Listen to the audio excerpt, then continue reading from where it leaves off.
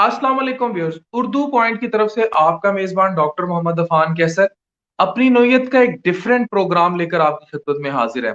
मेरे साथ पाक फौज का एक ऐसा सिपाही मौजूद है जिसने रिटायर होने के बाद भी अपनी खिदमत उसी जज्बे से जारी रखी जिस जज्बे से वो लड़ता रहा कौम के लिए। इस शख्स का कारनामा यह है कि इस शख्स ने कोरोना के महाज पे एक अपनी ही नौयत की जंग लड़ी, और वो जंग बड़ी हट के है। और वो जंग ये है कि इसने कोरोना के मरते मरीजों को मुफ्त मुफ्त दवाइयां, डॉक्टर्स को जो फ्रंट लाइन वॉरियर्स थे मुफ्त साजो सामान अस्पतालों में, और फैक्ट्री में काम करते मजदूरों को मुफ्त करंतना, और उनको बहुत सारी और चीजें ऐसी फी सबीलिल्लाह अरेंज करके दी। और आज भी इस शख्स का दावा है कि आपको जो मुफ्त चाहिए, महंगी से महंगी दवाई या कुछ भी, उसके लिए ये शख्स हमेशा हाजिर होता है। बहुत अच्छे लिखारी हैं, ग्रेट राइटर हैं, और इस उम्र में ये मुझे आज क्लेम कर रहे थे कि मैं 65 साल की उम्र में भी मेरे अंदर जो जज्बा है वो आज 18-20 साल के सिपाही वाला है। इनकी जंग अपनी नौयत की है। हमारे साथ ब्रिगेडियर साहब मौजूद हैं। अस्सलाम वालेकुम सर। वालेकुम अस्सलाम जी। डॉक्टर साहब खैरियत से हैं आप?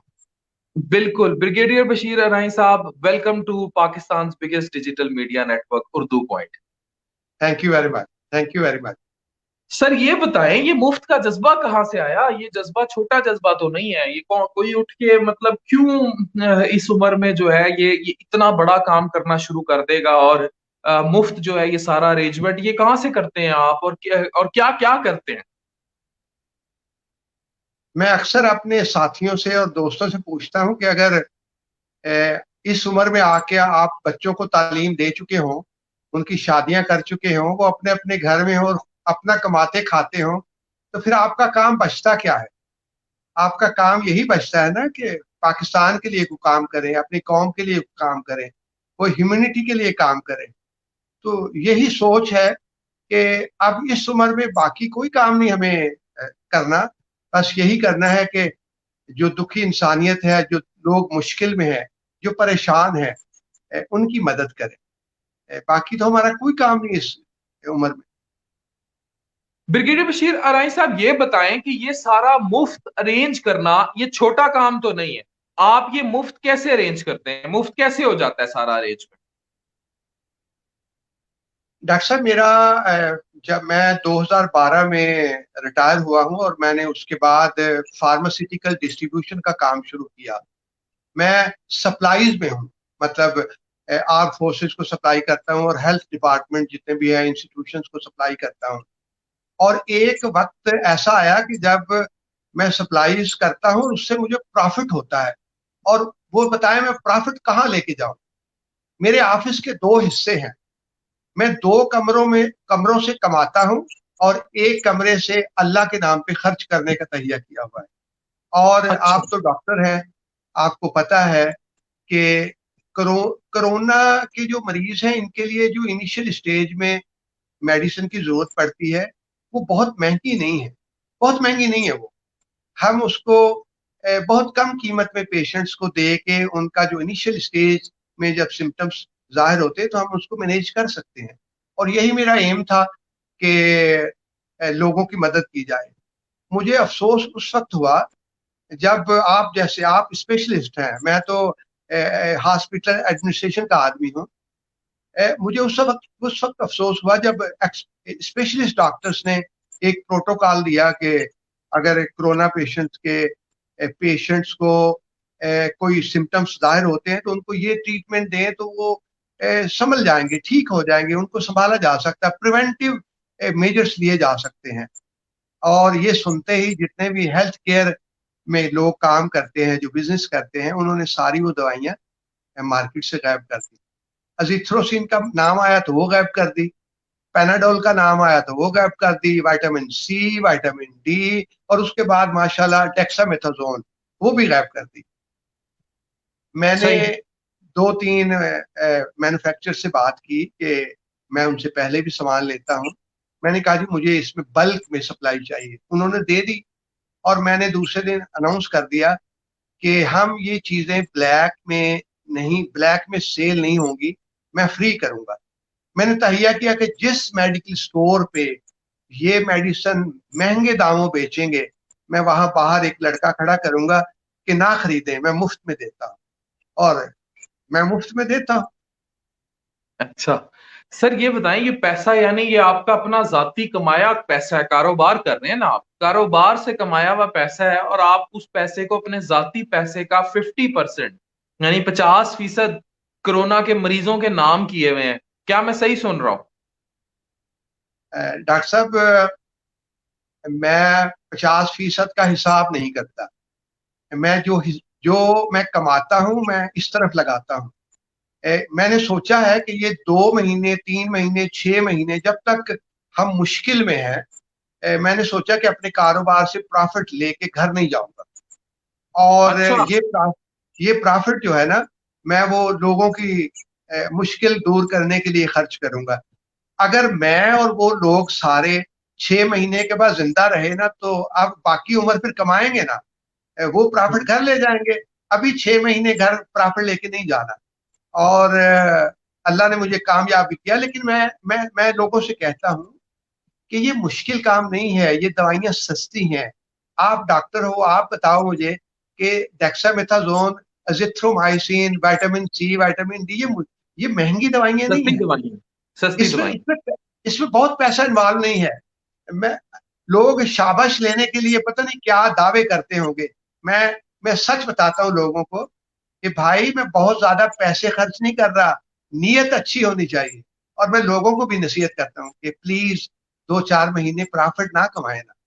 ए, मरते हुए लोगों पे ए, मरते हुए लोगों पे बिजनेस ना करें, ना करें आप। ये मैंने सारे पाकिस्तान में, मैंने लाहौर में, फैसलाबाद में, पिंडी में छोटे छोटे पॉइंट खोल दिए हैं, जहां वहां से मेडिसिन मिलती है। और बहुत सारे लोग अब मुझे मदद करने लग गए हैं। मजे की बात है कि जितने बड़े बिजनेसमैन हैं वो चुप बैठे हैं, और जो छोटे तनख्वाहदार या छोटे बिजनेसमैन हैं वो मेरे साथ हैं कि चले हम मिल के करें। बहुत बड़ी बात की है आप, ये छोटी बात नहीं है। मतलब कोई इंसान वबा में ये सोचे कि भाई मैंने ये पैसा कमाया, कहाँ लेके जाना है, ये अगर मैंने अपने साथ कब्र में लेके जाना है तो उस पैसे का क्या फायदा है। काश मैं ये पैसा जो है इस वबाई हालत में अपने उन लोगों पे खर्च दूं जिन्हें जरूरत है इसकी, या जो अफोर्ड नहीं कर सकते। सर, ये जो फैक्ट्री वर्कर्स का वाकया है, जो आपने फैक्ट्री के गरीब मजदूरों की मदद की, उनकी करंटीना में भी मदद की, उन्हें फैक्ट्रियों में क्वारंटाइन करने में हेल्प की, वो कॉन्सेप्ट क्या था? डॉक्टर साहब, मैंने गवर्नमेंट की एक स्टेटमेंट सुनी थी कि ये स्मार्ट स्मार्ट लॉकडाउन होना चाहिए। मैंने एक कंसेप्ट दिया था स्मार्ट लॉकडाउन का। जब मुझे मैंने मैंने इसमें बिजनेस भी किया है और पैसे भी कमाए हैं। मुझे जब ऑर्डर्स मिले थे तो सारा लॉकडाउन हो गया कराची में। और मुझे कहा गया कि जी आपने सप्लाई देनी है, क्योंकि डॉक्टर्स को और पैरामेडिकल स्टाफ को ये सारा पीपी किट्स चाहिए थी, प्रोटेक्टिव सूट्स चाहिए थे। तो मैंने एक नया कंसेप्ट दिया कि आपने लोगों को लॉकडाउन करना है ना, तो लॉकडाउन घर में ना करें। मैंने 2 फैक्ट्रीज पे जाके बात की, उनको हायर किया, उनके जो वर्कर्स थे उनको एड्रेस किया, और उनसे मैंने कहा कि आप ऐसा करें कि घर ना जाएं, आप इसी फैक्ट्री में बैठ जाएं। मैंने उन सब के टेस्ट करवाए, सब नॉर्मल थे, कोई कोरोना पॉजिटिव नहीं था। मैंने उन सबको 2 फैक्ट्रीज में लॉकडाउन कर दिया, उनके खाने का बंदोबस्त किया, उनके सोने का बंदोबस्त किया, और उनकी तनख्वाहें डबल कर दी। मैंने तनख्वाहें उनसे भी कहा, आपने दी? तनख्वाह मैंने उनकी डबल कर दी। मैंने उनसे कहा जी, अगर आपको 15,000 रुपये तनख्वाह मिलती थी तो आपको 30,000 मिलेगी, लेकिन मेरी रिक्वेस्ट ये है कि आप जब तक काम कर सकते हैं काम करें, आप ओवर टाइम लगाएं और उस ओवर टाइम के मुझसे पैसे ले लें। और मैं इसमें कामयाब हो गया। मैंने पुलिस अफसरों से मिला, उनसे मैंने कहा कि ये 2 फैक्ट्री हैं, इनमें लोग काम करेंगे तो आपके जो भी स्टाफ है, पुलिस स्टाफ है, वो तंग ना करें, क्योंकि हमें उन डॉक्टर्स को भी लुक आफ्टर करना है और हमें प्रोटेक्टिव सूट्स भी देने हैं। तो हम ये करेंगे तो देंगे ना। अगर सब कुछ लॉकडाउन हो जाएगा तो क्या करेंगे फिर हम। इसका मतलब है कि ना डॉक्टरों को प्रोटेक्टिव सूट मिलेंगे, ना वो काम कर सकेंगे। मेरा ये तजर्बा बहुत कामयाब रहा। मैंने आर्मी को पूरी सप्लाईज दी, मैंने बलूचिस्तान गवर्नमेंट को जो भी आर्डर थे वो दिए, मैंने कराची से मिट्टी छोर जैकबाबाद तक यंग डॉक्टर्स एसोसिएशन को फ्री सब कुछ दिया। मैं आर्मी और गवर्नमेंट से कमाता था, और उसका जो प्रॉफिट था वो मैं हेल्थ केयर जो स्टाफ था, जो health care front line fighter थे, वो मैं उन पे खर्च करता था। और अल्लाह का शुक्र हुआ कि ये सब कामयाब रहा। और मैंने ये नया कंसेप्ट दिया कि लॉकडाउन घर में ना करें, मैशत का पहिया भी चलता रहे, काम भी होता रहे। और ये कामयाब लॉकडाउन था। मैंने इससे कहा कि ये स्मार्ट लॉकडाउन है। बहुत बड़ी बात कर रहे हैं ब्रिगेडियर साहब आप। मैं लोगों के लिए आसान करता रहा हूं कि दो वो फैक्ट्रियां जो बंद होने जा रही थी, जो प्रोटेक्टिव इक्विपमेंट बनाती थी, हिफाजती सामान बनाती थी, जिसमें मास्क हैं, पीपी किट्स हैं, या वो सारा कुछ जो आपके डॉक्टर्स या हेल्थ केयर प्रोवाइडर्स जो भी हैं, नर्सेज, पैरामेडिक्स, उनके लिए जरूरी था, वो बंद होने जा रही थी। इस शख्स ने अपनी जेब से उनके मजदूरों की तनख्वाहें डबल की, उनको 2 गुना तनख्वाह दी, 15 की जगह 30,000 तनख्वाह दी, उनको सेफ करंटीना दिया, उनके वहां रहने का एक एक खर्चा खुद उठाया, और वहां से सामान लेकर अगर गवर्नमेंट और फौज को वो बेचा तो उसके मुनाफा, उससे भी जो मुनाफा आया, उस मुनाफे से मुफ्त ये सामान बाकी डॉक्टर्स को देता रहा, यंग डॉक्टर्स एसोसिएशन को देता रहा, या और भी जो जो लोग मुस्तहिकीन थे, स्पेशली बलूचिस्तान में शख्स ये काम करता रहा। सर ये तो बहुत बड़ी जॉब है, बहुत बड़ी सर्विस है, ये डॉक्टर छोटी साहब बात नहीं है। डॉक्टर साहब मैं उन जो मजदूर मेरे पास काम कर रहे थे, मैं उनके घरों में वीकली तनख्वाह जाके देता था। मैं उनके एड्रेस लिए सबके, और उनको जो 7 दिन का, ये नहीं हुआ कि हम 1 माह के बाद उनके घर तनख्वाह पहुंचाएंगे। हमने वीकली जो वो अर्न करते थे वीकली उनके घर में दिया। और अल्लाह का शुक्र है कि बिल्कुल कामयाब रहा ये सारा कुछ। और ये प्रैक्टिकल करके दिखाया है मैंने। आप अगर किसी से पूछेंगे, मैंने आर्मी को हमने सर्जिकल गाउन्स, जो री इन्फोर्स सर्जिकल गाउन्स थे, वो हर सीएमएच में पहुंचाए, सीओडी के थ्रू। हमने आप अगर कराची में देखें तो जेपीएमसी है, एनआईसीएच है, सिविल हॉस्पिटल है। उसमें मैं चूंकि लॉकडाउन था, पुलिस ने रास्ते बंद किए हुए थे, मैं खुद जाता था और गाड़ी में उनको पहुंचा के आता था। आप यंग डॉक्टर्स एसोसिएशन पूछे कि क्या आपको मिलते थे? अगर मैं अकेला शख्स ये काम कर सकता था, अगर गवर्नमेंट यही डिजाइन करती, तो कोई मुश्किल नहीं था, कोई मुश्किल नहीं था। एक दूसरी मैंने सजेशन दी थी कि अगर आप लोगों ने इसको कंट्रोल करना है, तो आपके जो शादी हाल है वो बंद पड़े हैं, आपके स्कूल बंद पड़े हैं, आप अपने हॉस्पिटल्स को इन्फेक्टेड पेशेंट से अलग रखें, और वो जो है उनको कोरोना सेंटर्स में तब्दील करें, और वहां बहुत ओपीडी दिलाएं। बहुत बड़ा प्रपोजल है जी। आप देखिए, लोग आर्मी को कभी पसंद करते हैं, कभी नहीं पसंद करते। लेकिन आप मुझे ये बताइए कि सिविल गवर्नमेंट में, हेल्थ डिपार्टमेंट में कोई मेडिकल ऑपरेशन अफसर है जो ये सोचे कि अगर मैं 6 महीने के बाद कोई मुसीबत आई तो मेरे ये प्लान होंगे, मेडिकल ऑपरेशन प्लान होंगे, मैं इस तरह सारा डील करूंगा? डॉक्टर साहब कोई नहीं है। जुल्म है कि कोई प्लानिंग नहीं है। मुझे आप बताइए कि आपने जो कुछ किया है, आपकी पहले एमबीबीएस किया, उसके बाद आपकी एक एग्जाम होता है, पार्ट 1 होता है, उसके बाद आप 4-5 साल दिन रात ट्रेनिंग करते हैं, उसके बाद आपका एफसीपीएस पार्ट 2 होता है, और उसके बाद हम कहते हैं ये शख्स स्पेशलिस्ट है अपनी फील्ड का। मुझे ये बताइए, मैं एडमिनिस्ट्रेशन का आदमी हूँ, मुझे ये बताइए कि पाकिस्तान में हॉस्पिटल मैनेजमेंट के लोग हैं? पाकिस्तान में स्पेशलिस्ट डॉक्टर या दूसरे डॉक्टर जरूर हैं, या इन प्रोसेस ऑफ ट्रेनिंग जो है मेरे जैसे डॉक्टर जरूर हैं, लेकिन यकीनन जो है एडमिनिस्ट्रेशन के डॉक्टर्स पाकिस्तान में नहीं है, ना होने के बराबर है। बल्कि कोई एडमिनिस्ट्रेशन में जाना चाहे तो उसको ये बात कही जाती है कि तुम अपनी फील्ड क्यों छोड़े, तुम डॉक्टरी क्यों छोड़े। जो सर्जन है, जो फिजिशियन है, जो ऑन्कोलॉजिस्ट है, जो पीडियाट्रिशियन है, आप देखिए उसकी कितनी टफ उसकी कितनी टफ ट्रेनिंग है, उसके एग्जाम होते हैं। मुझे ये पता है कि FCPS पार्ट 2 पास करने के लिए लोग दो दो तीन तीन अटेम्प्ट करते हैं, वो पढ़ते हैं और अटेम्प्ट करते हैं। लेकिन मुझे ये बताइए कि जो उस हॉस्पिटल में एक 600 800 1000 बेड का जो हॉस्पिटल है, जिसमें आप जैसे स्पेशलिस्ट सैकड़ों की तादाद में होते हैं, उसके ऊपर जो हेड बैठा होता है, जो उस हॉस्पिटल को मैनेज करता है, मुझे बताइए उसकी क्वालिफिकेशन क्या है? MBBS। वो एक दिन OPD में बैठा होता है, दूसरे दिन वो किसी पॉलिटिशियन को, हेल्थ मिनिस्टर को या हेल्थ सेक्रेटरी को पसंद आ जाता है और उसको उस हॉस्पिटल का मेडिकल सुपरिटेंडेंट लगा दिया जाता है। मुझे बताइए उसकी क्या क्वालिफिकेशन है? हमें हेल्थ डिपार्टमेंट में रिफॉर्म्स की जरूरत है। जिस तरह सर्जरी करने वाला डॉक्टर एक ट्रेनिंग से गुजरता है, हमें हॉस्पिटल मैनेजमेंट के लोगों को ट्रेनिंग देनी चाहिए।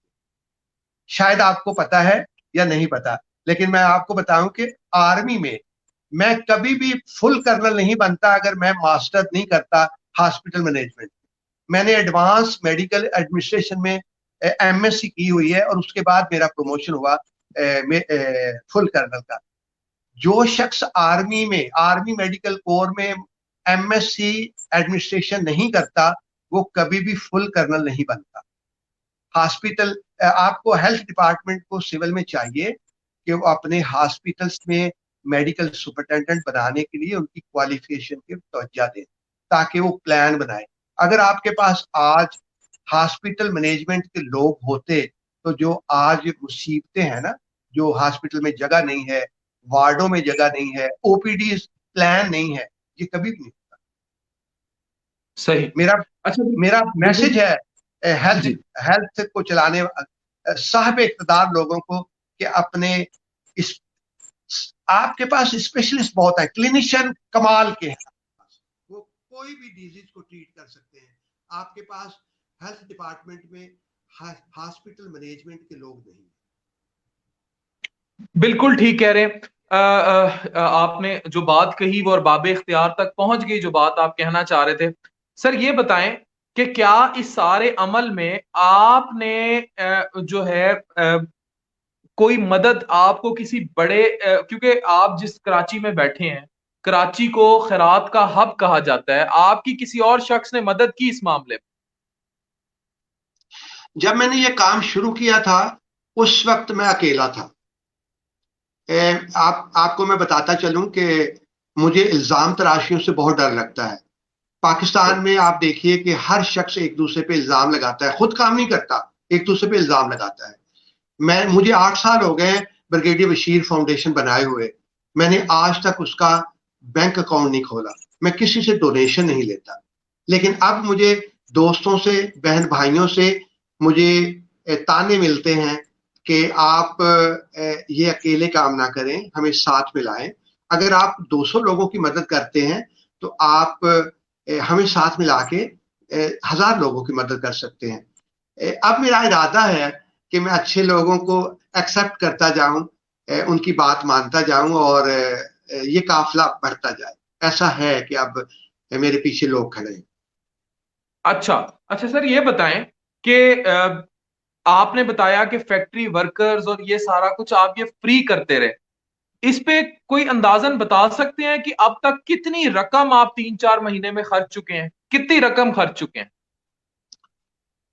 डॉक्टर साहब, अल्लाह जानता है, इसमें मेरी बहुत ज्यादा मेरे पैसे खर्च नहीं हुए। अच्छा। मैंने 5 लाख रुपए की मेडिसिन पहले दिन खरीद के रखी थी और जब मैंने अनाउंस किया कि ये मैं फ्री दूंगा, तो मेरे साथ 4 कंपनियां मिल गई। अब वो 4 कंपनियां मुझसे पैसे ही नहीं ले रही। मैं उनसे जब मजीद स्टॉक मंगाता हूं तो वो कहते हैं जी ये स्टॉक आ रहा है, हम इनवाइस नहीं करेंगे, इनवाइस हम करेंगे 2 महीने बाद। और मुझे उनकी नीयतों का पता है। वो अच्छे लोग हैं। वो कहते हैं जी हम बिजनेस भी करते हैं, लेकिन ये आप नेकी का काम करते हैं।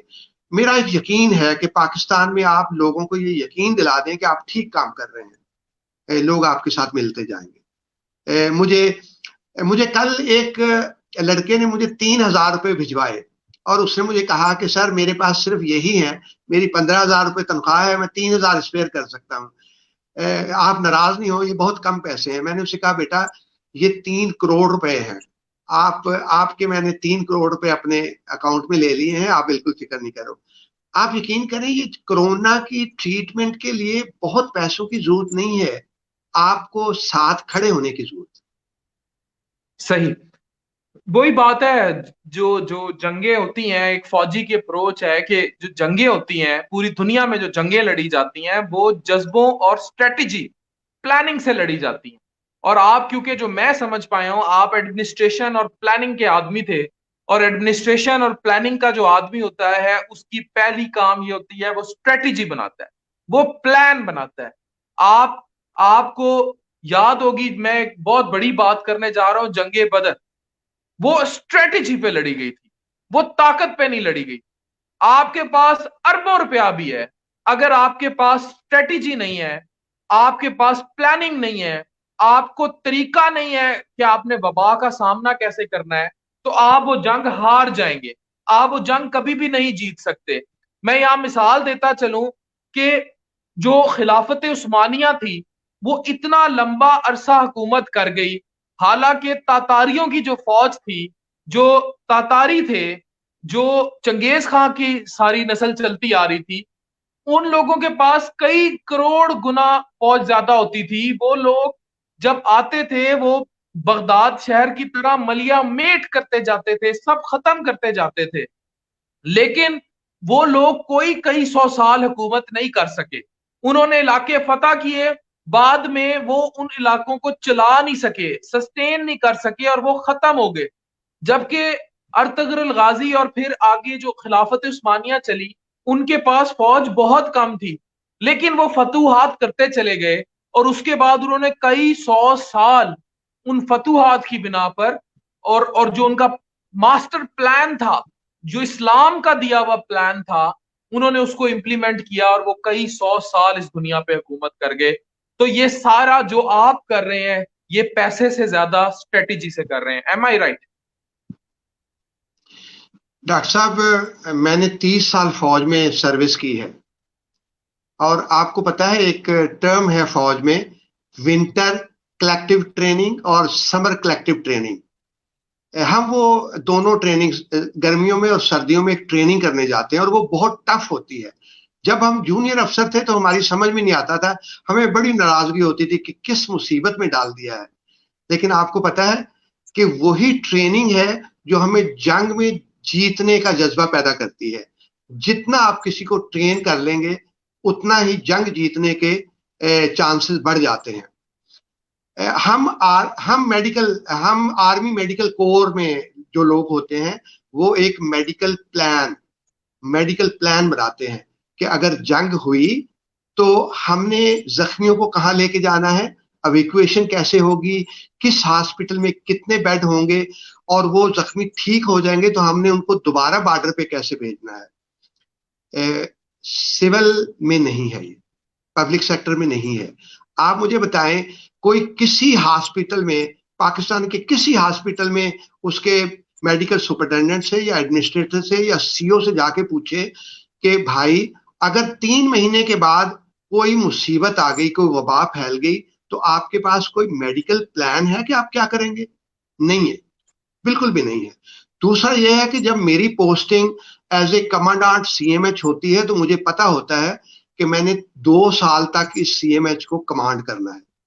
सिविल में क्या है, सिविल गवर्नमेंट में क्या है कि किसी मेडिकल सुपरिटेंडेंट को ये नहीं पता कि कल उसने हॉस्पिटल में आना है कि नहीं आना है। अगर उसको ये प्रोटेक्शन मिल जाए कि ये 2 साल इस हॉस्पिटल को उसने कमांड करना है, तो उसको चाहिए वो प्लान बनाए और उसको एग्जीक्यूट करे। मैंने यूनाइटेड नेशन में नौकरी की है, मैंने 3 मिशन किए हैं, मैंने 3 हज मेडिकल मिशन किए हैं। मैं प्लान बनाता था और उसको एग्जीक्यूट करता था। आप यकीन करें, अगर आपकी स्ट्रेटेजी अच्छी है, आपकी प्लानिंग अच्छी है, तो आप रात को आराम से सोते हैं। वो सिस्टम काम करता है, आपको रातों को जागना नहीं पड़ता। आप उस सिस्टम को एग्जीक्यूट करते हैं, उसको एक्टिवेट करते हैं, और वो सिस्टम चलता है। हमारी कमजोरियां ये हैं हेल्थ डिपार्टमेंट की कि हमारे पास कोई सिस्टम नहीं बनाया हुआ। मैं हमेशा फौज में भी कहता था कि जो स्पेशलिस्ट हैं वो बहुत अच्छा काम कर रहे हैं, लेकिन जो एडमिनिस्ट्रेटर हैं उनको अपनी तालीम, अपनी ट्रेनिंग बढ़ानी चाहिए, उनको मजीद एजुकेट होना चाहिए ताकि वो एग्जीक्यूट करे। आप मुझे बताइए कि एक हॉस्पिटल में 200 स्पेशलिस्ट होते हैं, सर्जरी हो रही होती है, मेडिसिन, कार्डिक सर्जरी हो रही होती है, सब कुछ हो रहा होता है, लेकिन उस हॉस्पिटल को जो चलाता है वो बिल्कुल भी क्वालिफाइड नहीं है, उसको पता ही नहीं होता कि हॉस्पिटल कैसे चलेगा। तो कौन बस सर स्ट्रेटजी हमारा बनाए? सिस्टम इस तरह है ना, आप तो फौज की बात कर रहे हैं, बहुत सारे प्राइवेट सेटअप्स में भी के जाहिर है मतलब जो चलाने वाले हैं हमारा हेल्थ के सिस्टम में, ये रिफॉर्म्स आप लोगों से सीख के ही आनी है। और मैं एक अच्छी उम्मीद करता हूं कि रिफॉर्म्स आएंगी और हालात बदलेंगे, प्राइवेट सेटअप में भी बदलेंगे, गवर्नमेंट सेटअप में भी बदलेंगे। कुछ जगहों पे मैं जानता हूं कि एमएस हजरात को मैं जाती तौर पर जानता हूं, वो आगे पढ़ते हैं, अपने अपनी अपने अपने लिए पढ़ते हैं, आगे ट्रेनिंग्स करके आते हैं, मास्टर्स इन पब्लिक हेल्थ करके आते हैं बड़े अस्पतालों के लिए। लेकिन कुछ जगह पे थोड़ी बहुत इस तरह के प्रॉब्लम्स भी हैं। तो let's hope for the best कि हर जगह चीजें कोलेक्टिवली इंप्रूव करें। सर ये बताएं कि फैक्ट्री वर्कर्स जो हैं, जाहिर है आपने उनके, कहते हैं आपने उनके घरों में जा जाके तनख्वाहें दी, आपने उनको घरों में जा जाके पैसे दिए, और घरों में जा जाके आपने उनको रकूम जो है वो डिस्ट्रीब्यूट की। आज भी आप उनको अपनी जेब से तनख्वाह दे रहे हैं? नहीं, अब तो चूंकि वो फैक्ट्रीज ओपन हो गई हैं, मैंने ये सिर्फ जो प्रैक्टिकल किया था ये 40 डेज के लिए किया था, और 40 डेज के बाद लॉकडाउन ओपन हो गया था। अब वो जो अपने रूटीन के काम करते हैं, अगर अब ये है कि मैं उनको खुद पे नहीं करता, जो मालिक है फैक्ट्री के वो ही पे करते हैं, और हम उनसे जो चीजें मंगवाते हैं या बनवाते हैं उसका हम एक बिजनेस डिजाइन है उसके तहत कर रहे हैं। अच्छा ब्रिगेडियर मैं साहब। आपको एक जी। और अपनी बात बताता जाऊं जी। कि मैं न्यू कराची में ये दो फैक्ट्री थी, और मैं ये सारा कुछ खुद करता था। मेरा स्टाफ जो था वो सप्लाईज में था, ऑफिस को संभालता था, लेकिन ट्रांसपोर्ट में खुद करता था। मैं अपनी गाड़ी में जाता था और वो गाड़ी भर के मैं अपने सामान लेके आता था। मुझे रास्ते में पुलिस रोकती थी तो मैं कहता था कि जी ये डॉक्टरों का सामान है। एक दिन मुझे एक पुलिस वाले ने रोका और उसने कहा कि आपने रोज गाड़ी भर के यहाँ जाते हैं, इसमें क्या है? तो मैंने उसको बताया कि भाई ये डॉक्टर्स का सूट है जो वो हॉस्पिटल में पहन के और उनका इलाज करते हैं, तो ये प्रोटेक्टिव सूट है। तो उस मेरी मेरी गाड़ी पे स्टिकर लगे हुए हैं डॉक्टर ब्रिगेडियर बशीर फाउंडेशन के। मुझे सोल्जर ने कहा कि ये जो फाउंडेशन का मालिक है ब्रिगेडियर बशीर, इसको कहना कि डॉक्टरों को तो बहुत लुक आफ्टर आप करते हो, हम सड़क पे धूप में खड़े हैं, हमें तो कोई पानी भी नहीं पिलाता। आप यकीन करें मेरे पास दो ऑप्शन थी कि मैं उनके किसी एसपी को या एसएसपी को फोन करता कि आपके सोल्जर्स प्यासे हैं और उनको पानी नहीं मिलता। दूसरी मेरी ऑप्शन थी कि मैं तो यहाँ से रोज गुजरता हूँ, मेरे दो चक्कर लगते थे। तो मैंने उनसे कहा कि अच्छा मैं ये पैगाम आपका दे दूंगा। मैंने दूसरे दिन पानी खरीदा बल्क में, और जो फैक्ट्री वाला था उसमें बल्क में मुझे बहुत सस्ता पानी दिया। मैंने वो रात को ठंडा करता था, पूरी गाड़ी में वो पानी भरता था, मैं बिस्किट खरीदता था, और मैं फिर सड़क पे जहां जहां पुलिस वाले या स्वीपर काम करते थे मैं उनमें बांटता जाता था। क्योंकि मैंने मास्क लगाया हुआ था, मैं गॉगल्स लगा के घूमता था, ग्लव्स पहनता था, तो मुझे कोई पहचानता नहीं था। 15 दिन तक किसी को यही नहीं पता चला कि ये ब्रिगेडियर बशीर खुद है जो सड़कों पे पानी बांटता है। लेकिन जाहिर है लोगों को पता चल जाता है। मुझे सोराब गोट पे एक एसएचओ ने रोका, उसने कहा सर हमें पता है कि आप ब्रिगेडियर बशीर हैं, हमें फर्स्ट टाइम जिंदगी में देखा है कि एक ब्रिगेडियर रैंक का बंदा सड़कों पे हमारे लिए पानी लाता है और हमें पानी बांटता है। डॉक्टर साहब, दूसरों पे ब्लेम बहुत लगाए जाते हैं, इल्जाम तराशी तो कमाल की है, खुद करके दिखाएं ना। जो लोगों पे इल्जाम लगाते हैं उनको चाहिए कि वो खुद रोल मॉडल बने। मैंने ये सड़कों पे काम किया है, मैंने डॉक्टरों को जाके सामान पहुंचाया है। आप पूछ लें, मतलब आप लोगों से पूछे कि ये हुआ है कि नहीं हुआ। तो अगर हमारा इरादा हो ना तो हम बहुत कुछ कर सकते हैं, और इसमें बहुत ज्यादा पैसा इन्वॉल्व नहीं है। जो 30 रुपए की पानी की बोतल थी वो मुझे 8 रुपए की दी गई। लोगों को अच्छा। पता था कि मैं ये बांटता हूं। पाकिस्तान में ना कोई डोनर्स की कमी है, ना अच्छे लोगों की कमी है। कमी किसकी है? लीडरशिप की और काम करने वालों की। आप काम करना शुरू कर दें, लोग आपको देना शुरू कर देंगे। इसका मतलब ये है ब्रिगेडियर बशीर राई साहब, आपने खुद बताया कि 30 रुपए की मिनरल वाटर की बोतल आपको 8 रुपए में मिलती रही, तो कोई तो था जो अल्लाह का हाथ बन के आपकी मदद कर रहा था। आप खुद बता रहे हैं कि आपको आपको पता भी नहीं लगा पैसा कहां से आया, मदद कहां से आई, और आपकी खुद की इन्वेस्टमेंट बहुत कम है। तो वो कहते हैं कि अल्लाह की राह में 1 रुपया दो, तो सुबह अल्लाह आपको 10 रुपए जो है वो मुनाफा उसका रिटर्न करता है। और जिसने अल्लाह के साथ तिजारत कर ली, अल्लाह के साथ कारोबार कर लिया उसकी मखलूक के लिए, तो उसको अल्लाह ने नवाज दिया। और पाकिस्तान की तारीख और पाकिस्तान की मौजूदा तारीख बशीर अराइन जैसे लोगों से भरी हुई है, जिन्होंने कारोबार किया, रब के साथ कारोबार किया, रब के काम में तिजारत की, और उन्होंने इंसानों की जिंदगियां बदल दी। सर ये बताएं, कोरोना में बड़ी ये तनकीद की जाती रही कि बहुत सारे मुखय्यर हजरात जो नजर आते थे माजी में, वो कोरोना में वैनिश हो गए, कोरोना में गायब हो गए। कोरोना में जो लोग चेहरे नजर आए वो नए थे। ब्रिगेडियर बशीर अराइन का चेहरा हमने आज से पहले नहीं देखा था। मतलब फिर as a philanthropist, as a खैराती इंसान, एज अ खैराती इदारा इतना प्रोमिनेंटली नहीं देखा था। मुझे ये बताएं ये सब क्या हुआ? मतलब इतने सारे नए चेहरे, नए नाम और उमड़ आए। और मैं बताता चलूं यहाँ लोगों को, ये सारे वो थे जिनकी जेब में पैसा नहीं था। कराची में आपको पता है कि एक ट्रस्ट काम करता है जो लोगों को सड़कों पे खाना खिलाता है, और उन उस ट्रस्ट के मालिक का कहना है कि मेरे पास मेरा दस्तरखान रोज बढ़ता जा रहा है और मेरे पास अगले रोज लोगों को खिलाने के पैसों का बंदोबस्त नहीं होता, वो अल्लाह दे देता है। क्या आपकी भी सूरत हाल ऐसी थी? डॉक्टर साहब, मैं अक्सर अकेला बैठ के सोचता हूँ कि अगर मेरा हेल्थ केयर का ना होता, मैं जाहिर है मैं हेल्थ केयर बिजनेस में हूँ, मैं सोचता हूँ कि अगर मेरा होटल होता, मेरा कोई शॉपिंग प्लाजा होता, मेरा कोई और काम होता तो वो बंद हो सही। जाता। सही। मेरा हेल्थ केयर का काम था और मुझे आर्मी से, नेवी से, रेंजर, एफसी और सिविल गवर्नमेंट, मैंने कभी टीसीएस और एआरवाई का नाम भी नहीं सुना था अपने ऑफिस में। ये सब लोग मेरी तरफ आए क्योंकि मैं सड़कों पे काम कर रहा था और मैं लोगों को सर्विस प्रोवाइड कर रहा था। मैं अक्सर बैठ के रात को घर में सोचता था कि अगर ये मेरा काम ना होता तो ये मुझे ऑर्डर कभी ना मिलते। तो मैं सोचता था कि ये जो ऑर्डर मुझे मिल रहे हैं ना, ये हल्के खुदा के लिए मिल रहे हैं। अगर मैंने ये 2-3 महीने, मैं सोचता हूँ कि अगर मेरा और काम होता तो मुझे कोई प्रॉफिट नहीं होता। तो जो मुझे प्रॉफिट हो रहा है, ये हल्के खुदा के लिए खर्च क्यों ना करूं। मैंने ये तहिया कर लिया कि मैंने जो कमाना है, मैंने वो प्रॉफिट घर लेके नहीं जाना। और जब नॉर्मल लोग, जब सारे लोग प्रॉफिट कमा रहे होंगे तो मैं भी उनके साथ प्रॉफिट कमाऊंगा। इन 5-7 महीनों का जो हेल्थ से मैं कमा रहा हूँ, सप्लाई से कमा रहा हूँ, ये ना भी घर लेके गया तो क्या फर्क पड़ता है।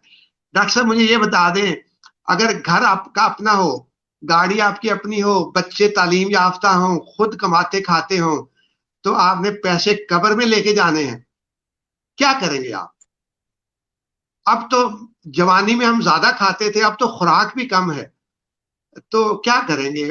दिल को समझाने वाली बात है, अगर आप समझा लें। मैंने एक लिखा था अपने फेसबुक पे कि मैंने अब इस कोरोना सीजन में ये सीखा है कि जो कमाने में मजा है वो इतना नहीं है जो खर्च करने में, खल के खुदा पे खर्च करने में मजा है। मैं वो मजे ले रहा हूँ आजकल। बहुत बड़ी बात कर दी ब्रिगेडियर साहब, आपने बहुत बड़ी बात कर दी।